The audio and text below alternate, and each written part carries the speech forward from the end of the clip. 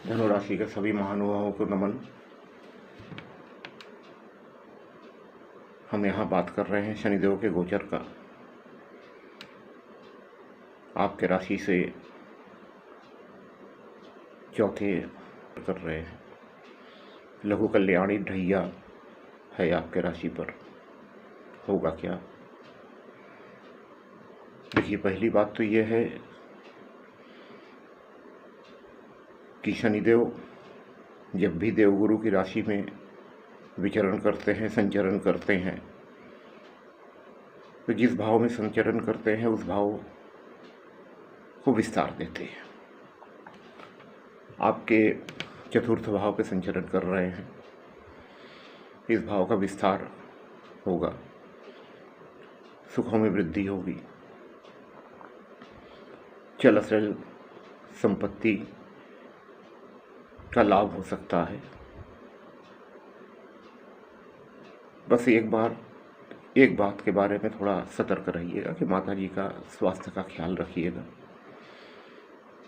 और उनसे व्यवहार अच्छा बनाए रहिएगा।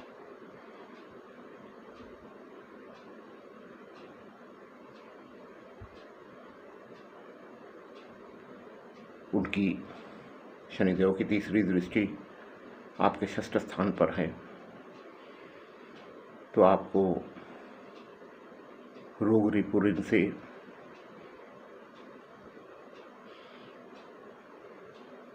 मुक्ति मिलेगी। हाँ, ये है कि मामा पक्ष के साथ थोड़ा संबंधों में अनबन हो सकता है, इसका ख्याल रखिएगा। सप्तम दृष्टि उनकी आपके कर्म भाव पे है, तो कर्म तो खूब कराएंगे आपसे, परिश्रम खूब कराएंगे आपसे। हालांकि परिश्रम का फल भी मिलेगा, क्योंकि वहाँ पर उनकी मित्र राशि है, कन्या राशि है। और उनकी दसम दृष्टि आपके लग्न पे है,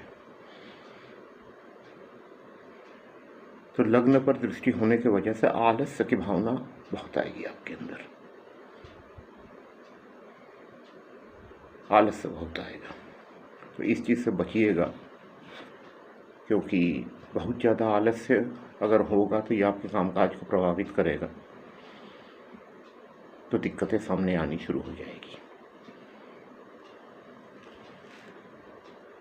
मिला जुला के समय बहुत बुरा नहीं है। लघु कल्याणी ढैया में बहुत बुरा नहीं होता है। ये एक ढंग से शनिदेव का परीक्षण होता है 7.5 के 2.5 साल बाद, कि जो मैंने सिखाया वो अभी तक कायम रखे हो या नहीं। सत्कर्म करते रहिएगा। असहाय दिव्यांगों को जितना हो सके सहायता कीजिए। मजदूर वर्ग का सम्मान कीजिए। ज़रूरतमंद को भोजन उपलब्ध कराइए। इन सब चीज़ों का श्रेष्ठ परिणाम प्राप्त होगा, क्योंकि शनिदेव इस वर्ग के कारक हैं। और बहुत विशेष कोई चिंता, कोई अनिष्ट वाली दशा ये नहीं है। अगर उपाय की बात की जाए तो उपाय वही है जो 7.5 के दौरान आपने किया है। नित्य हनुमान चालीसा का पाठ कीजिए। हनुमान जी के शरण में रहिए। उनके शरण में तो बहरहाल हमेशा ही रहना चाहिए।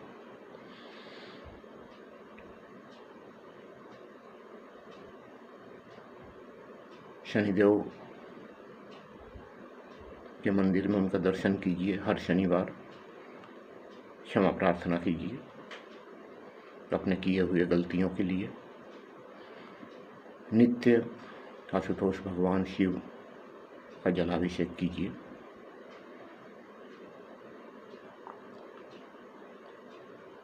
शनिवार सायंकाल सूर्यास्त के बाद पीपल के वृक्ष के नीचे दीप प्रज्वलित कीजिए, पीपल के वृक्ष की जड़ पे जल अर्पित कीजिए।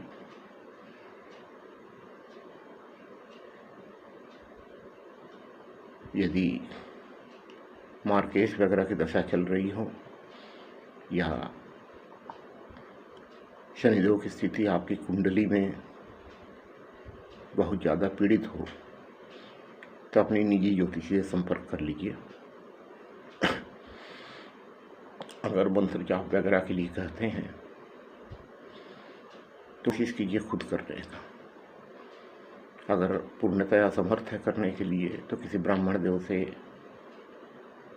संपन्न करवा सकते हैं, लेकिन उसमें एक कोशिश ये कीजिएगा कि जिस समय ब्राह्मण देव इस पूजा को संपन्न करें उस समय वहाँ खुद उपस्थित रहिए। ये मैं इसलिए नहीं कह रहा हूँ कि ब्राह्मण देव करेंगे नहीं, ऐसा कोई मंशा नहीं है मेरा कहने का। मैं ये कह रहा हूँ कि उस पूजा में सशरीर खुद अगर आप शामिल होंगे तो ये आपके लिए कल्याणकारी होगा, क्योंकि शनिदेव चाहते ये हैं कि जो भी काम है वो खुद करें।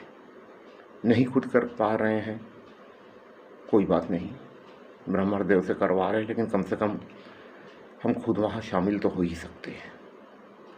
इसलिए चेष्टा कीजिए कि जिस वक्त ब्राह्मण देव पूजा संपन्न करें उस वक्त वहाँ उपस्थित रहिए,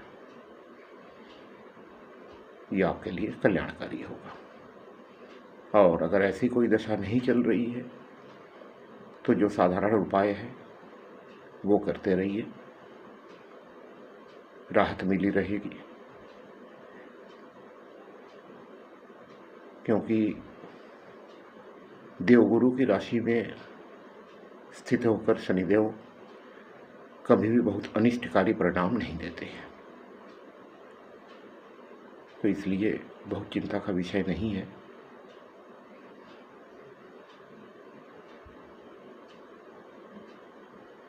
और आलस्य से बचिए, क्योंकि आलस्य बहुत ज़्यादा आएगा। अगर आलस्य से बचे रहेंगे, काम कर्म नियत समय पर करते रहेंगे तो इस ढैया में कोई परेशानी नहीं है। जो उपाय मैंने बताया साधारण उपाय, बस उसी को कीजिए, कल्याणकारी होगा। आज यहीं तक। नमन, राम राम।